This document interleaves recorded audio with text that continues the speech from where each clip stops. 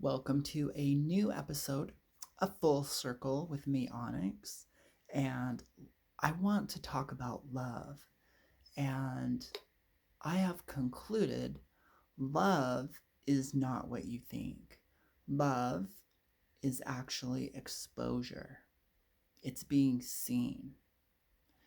And so in our culture, we're taught that love looks like hugs and kisses, validation, affirmation, gifts, licking your butt, pleasing you, you pleasing them.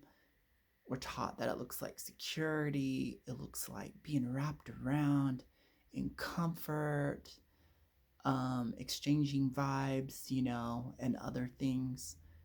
It looks like a lifestyle, it looks like romance. It can be these things, but really, love is actually being seen. And so it's exposure. And if you're not being used to being exposed, to have your own shadows seen, to have someone see your baggage, your agenda, your voids, love is a mirror, and love sees all things. Love can burn past the illusions, the mask. Love and light is the same thing, and light is consciousness.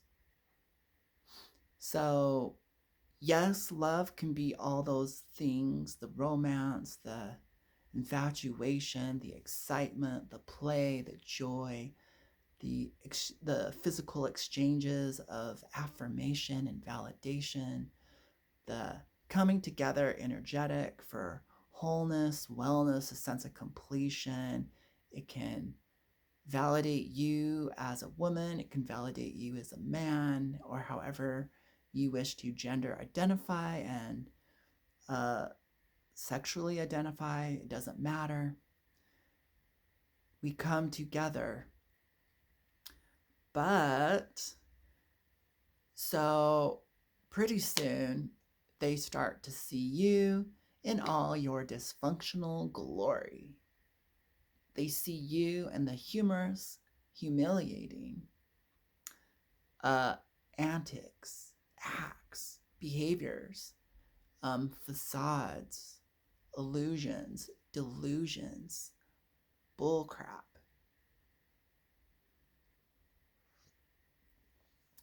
And the reality is, most people can't take it. You haven't been honest enough with yourself and done the inner work. You've spiritually bypassed on entertainment or the next person.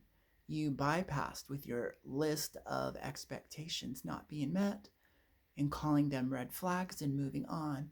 And you really haven't allowed yourself to build that safety and trust within a relationship.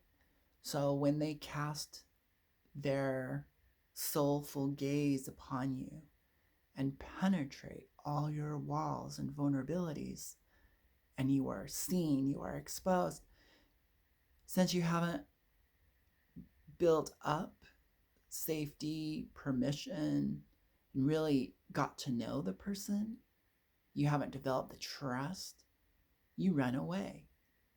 Or you can't take the truth. So, two things you can do to solve this epidemic, this problem. You can start looking at yourself in the mirror.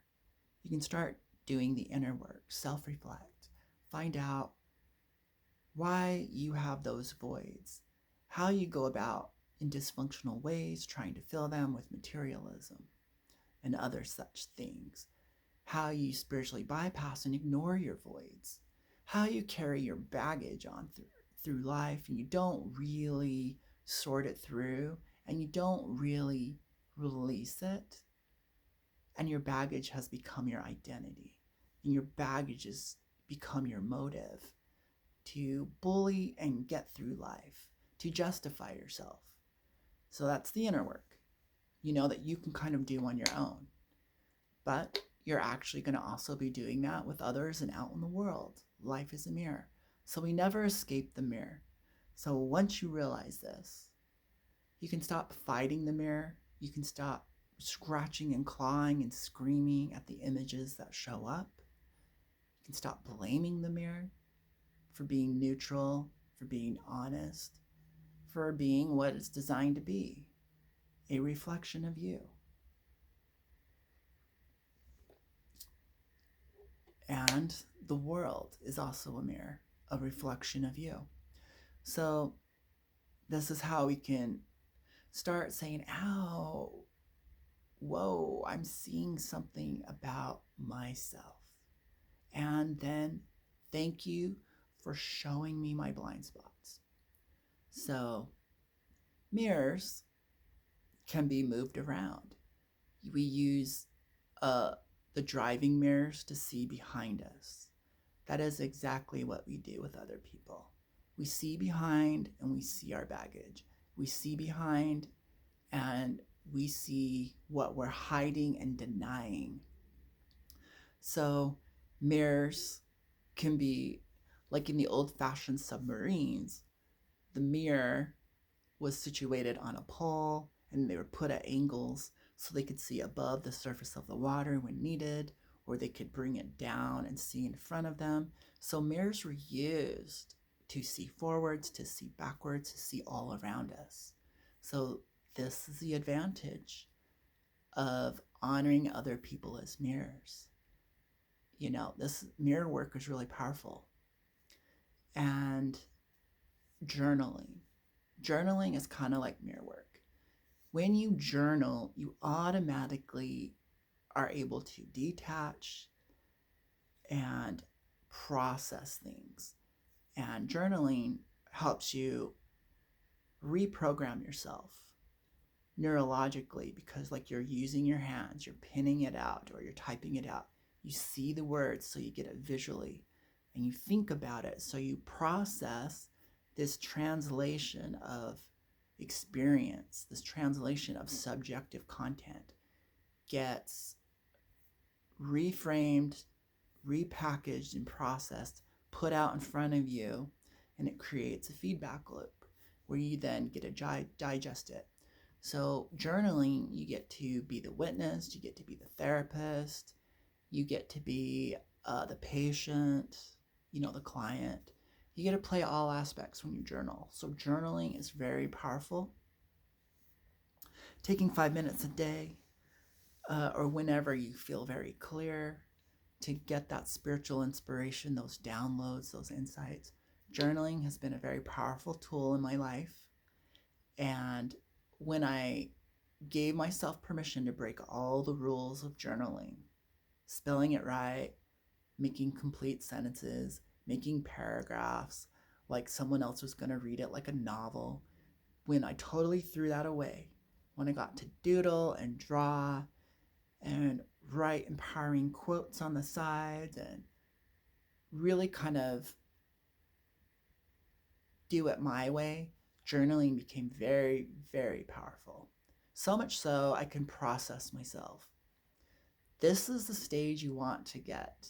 You want to be able to process your own garbage, whether people package it and spoon feed it to you, this garbage from, and you have signed up consciously or unconsciously subscribe to this garbage.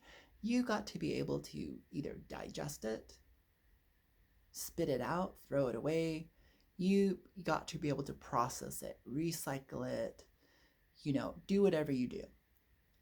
I notice when I'm journaling and things are pretty fresh, emotionally charged, I notice that after I've done the work, so I started off not well, confused, under the delusion of this negative thinking, limited thinking, this whatever it was, or if someone's energy is somehow I've absorbed it. I notice I start pushing it out through the pen and ink, and I notice it gets transferred to the paper. So if I fully completed a process and I'm back to good, back to well-being, back to feeling special, like awesome, and then I look at that paper and rub my hand, put my hand near it, I can feel the negative energy, the old stagnant energy. So I would love to go out in the backyard and burn it, but that creates a smell. So usually what I do is I tear it up and throw it away and remove it from the house. And as I tear up the paper, my intention is to release that energy, transmute it, kind of disperse it and release it, make it non-toxic. But I remove it from my presence. I remove it from my life. I don't need it anymore. So I have to move that energy. So there is an energetic component to processing. And if you can't move that energy, where's it going to go? It's just going to stay with you. So it's good to eventually remove items, sentimental items, items that remind you of negative things. Stop listening and partaking of negative content, objects, people, places, things that validate and support the old version of you, the limited version of you, the history of you, the problems of you, the beliefs of you. Like, eliminate as you become the better version of yourself. So I'm just throwing that out there. So journaling is mirror work. Self-reflection is mirror work.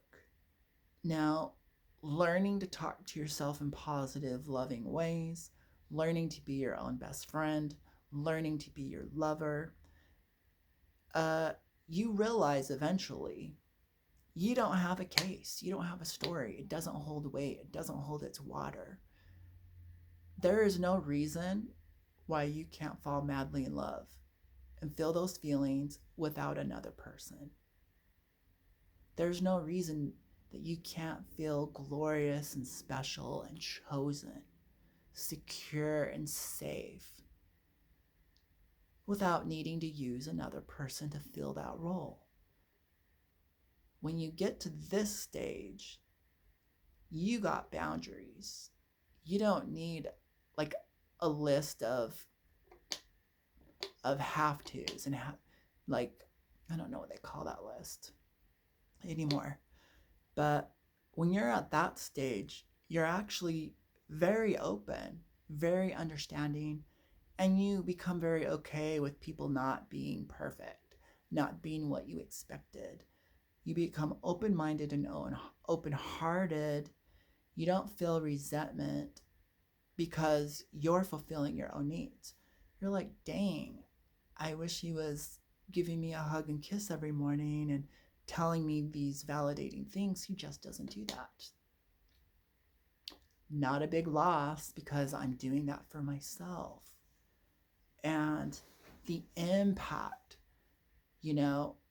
of someone else giving you the things that you've always wanted, the extreme, oh, that was so wonderful and special, isn't there because you can give it to yourself. You're like, yeah, thank you. I understand that too because I give it to myself. I see my own beauty. I see my own magnificence. I see my own awe. I see my own miracle of being me.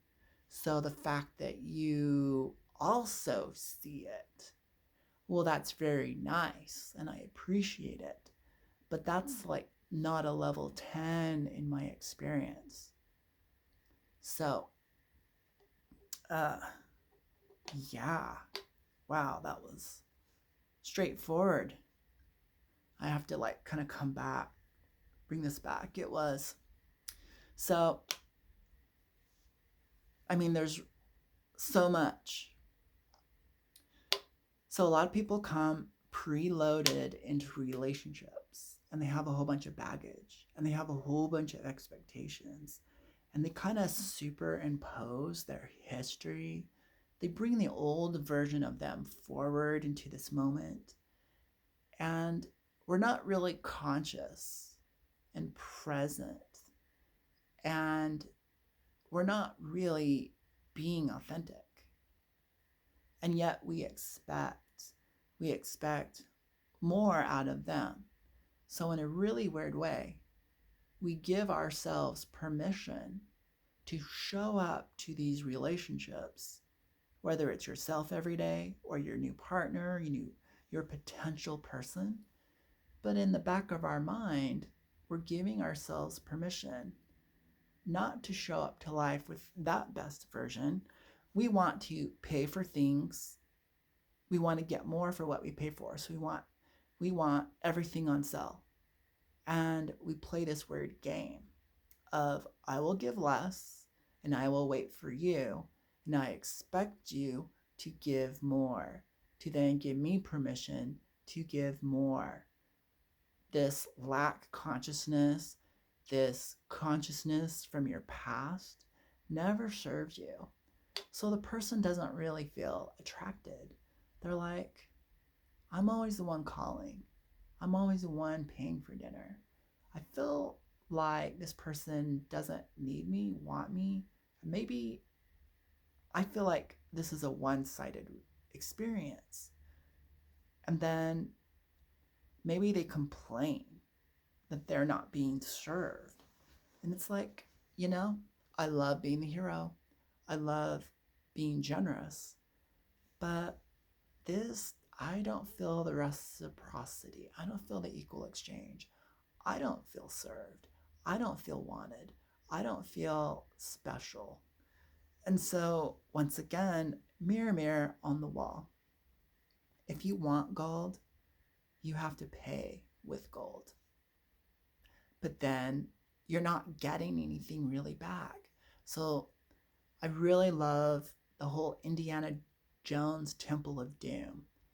He wants this like treasure. I think it's like a gold cup or something. And he's like, and it's like weighted. So if you take the treasure, then the booby trap goes off, And so he's like, well, I'm just going to exchange and put a bag of dirt, sand, in exchange for this like gold cup or gold treasure. And this is what some people play this game. This video is actually inspired by one of my relatives. Okay. We'll leave it at that.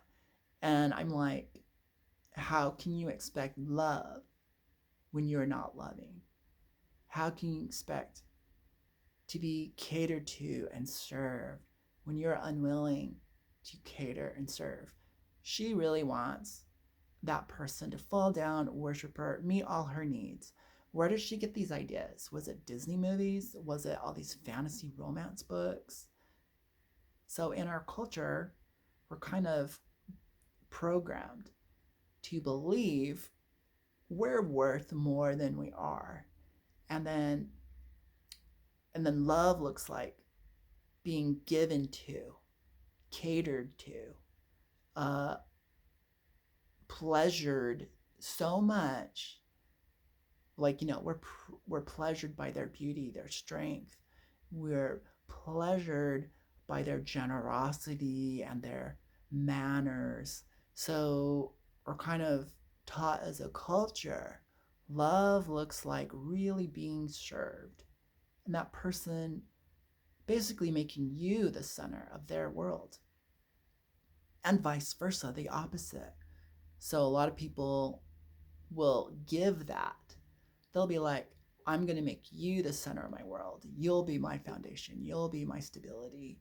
And in exchange, I will be the most beautiful, pleasurable, loving, on-demand servant, slave.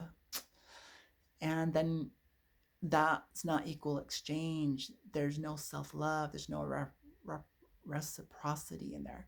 And then we end up not valuing each other. You're like, wait a minute. You're kind of psycho. You're always there, always attentive. You're giving, but I don't really know what you need. And I don't really know what you want. And the reality is, I don't really know you. So we get into this like pleasure service industry calling it love, romance, and meeting needs, but that's really spiritually bypassing what real love is. There we go. Bringing it full circle again. Real love is seeing into someone. And it doesn't have to be a big deal. I mean, we all have the ability to see into each other, to connect, to understand each other. And if we have these walls because we've learned to be afraid, if someone is seeing me, well, then it means I'm being exposed. It means I'm being humiliated. It means I'm being abused. So seeing if this other person is truly your better half or equal to you, is someone of value, then guess what? When they start looking around and seeing and witnessing you, they're probably going to see the stuff you're ignoring, your blind spots. They're going to see past your self-deception narratives, and they're going to expose it. They're going to be like, oh yeah, you're not 6 foot. You're actually 5'10". You lied on your profile. And then, so a lot of people take feedback as a fight, as an argument, as criticism. And so then they feel defensive and they retaliate, and pretty soon you're all up at arms and you're feeling triggered and you haven't done enough inner work. You're like, be honest. Go, oh yeah, totally.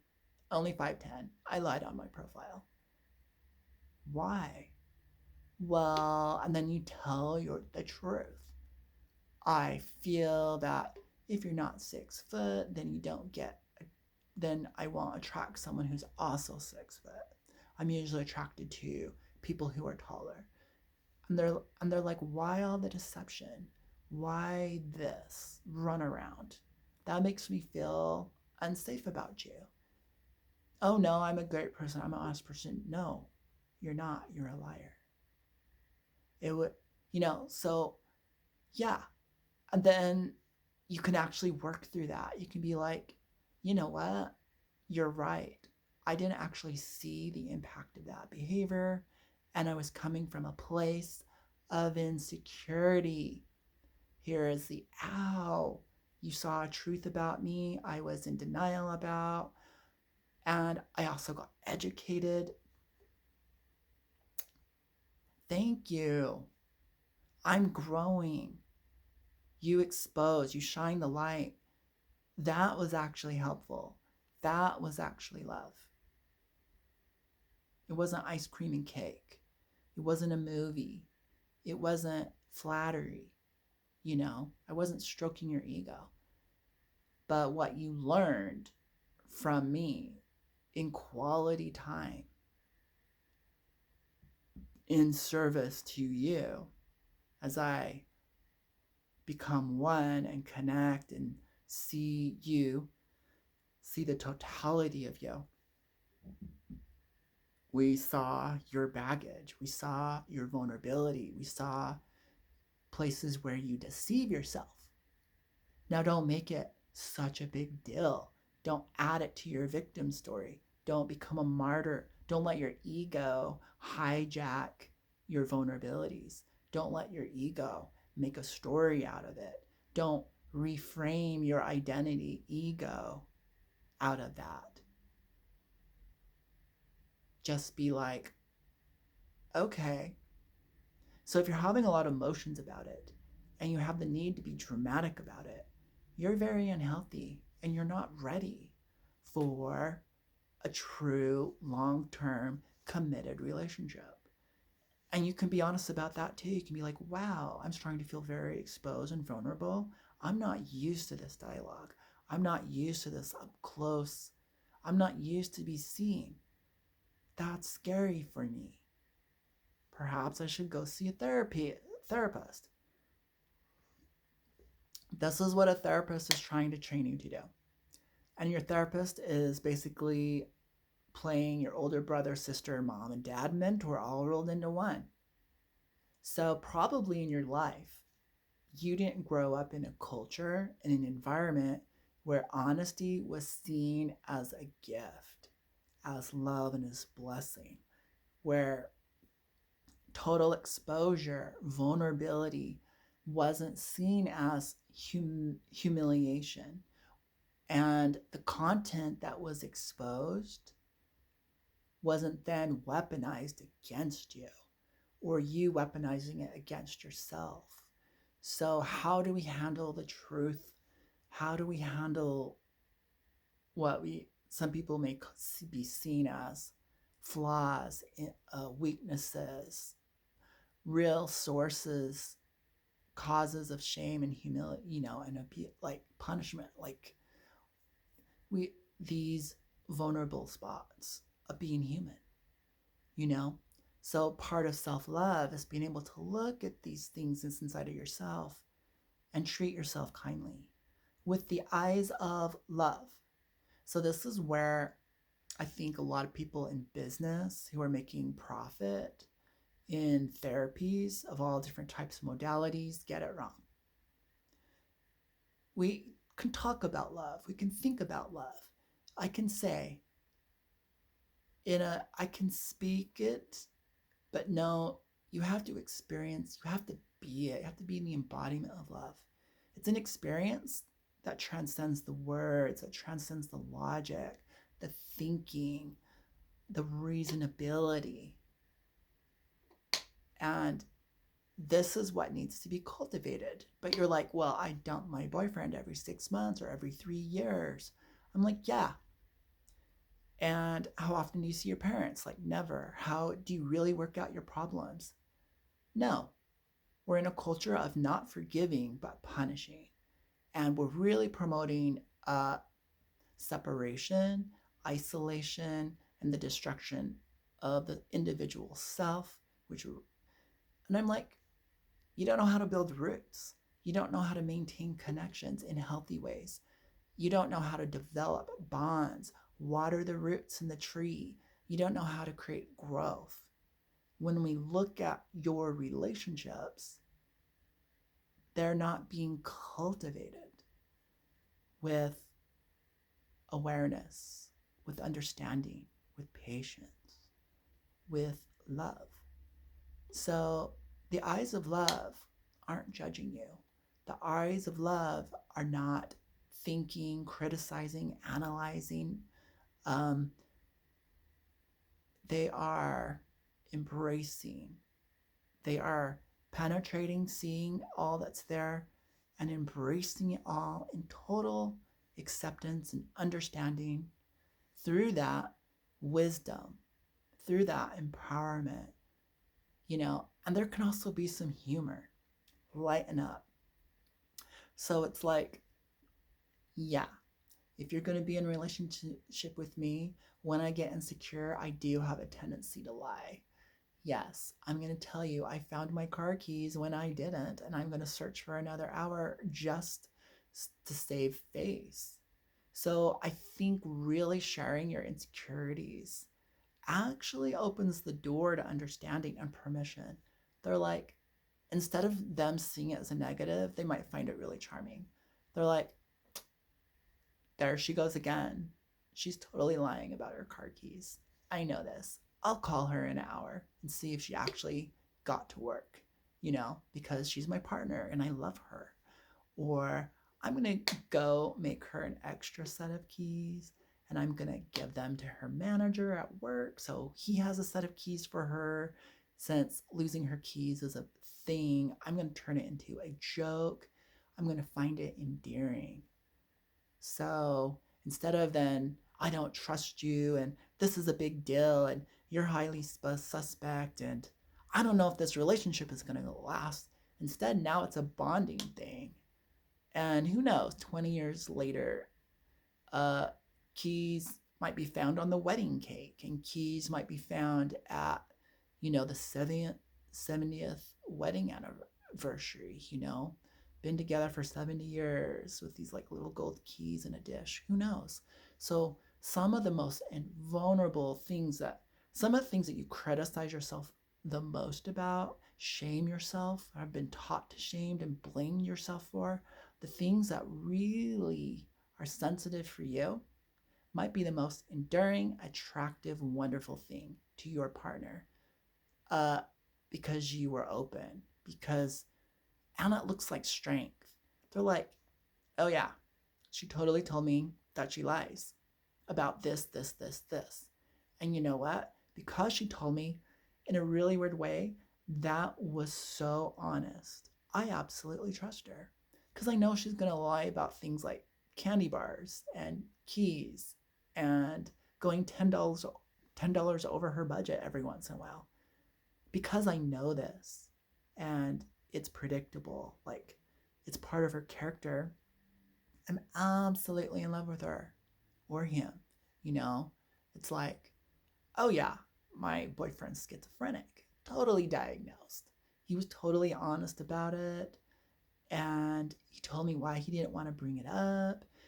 And because I know his weaknesses, because I know his coping mechanisms, because I know, oh yeah, he's a very proud man and he goes ballistic when he feels called out and humiliated, uh, when he feels like his personal power is being threatened. You know, he responds these ways. Because we sat and we discussed this, I'm so bonded to him. And he told me he has a huge ego. He told me he's a little bit narcissistic. And these are the ways we navigate it, through open, honest communication, through being seen and vulnerable. And actually, because he feels safe, because we have this understanding, we really know each other, these things kind of take care of themselves. So he may be clinically diagnosed of having narcissistic tendencies, but they don't come up in our relationship. They actually come up in other situations, like dealing with coworkers and other mishaps. So, to wrap it all up, being open and honest is the best thing you can be. Learn that you kind of got to do things backwards and inside out to be in a healthy place, to have authentic relationships that are staring you right in the face, first with yourself and with everyone else around you. That's all training. So start looking at relationships as training sessions, as ways that you can unwrap yourself from all of the bull crap, you know. So they're helping you bloom, they're helping you grow. That's what relationships are, and that's what love is.